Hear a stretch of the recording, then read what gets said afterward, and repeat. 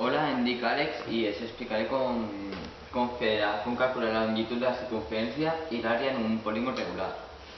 Per calcular la longitud de la circunferència tenim que saber l'apotema i multiplicar-lo... No, l'apotema no. El diàmetre, no? El que va del diàmetre. Vale. I multiplicar-lo per nombre pi.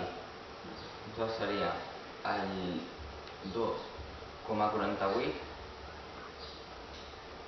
multiplicat per 2 perquè d'aquí a aquí seria el Molt bé, això ja m'ha agradat, para.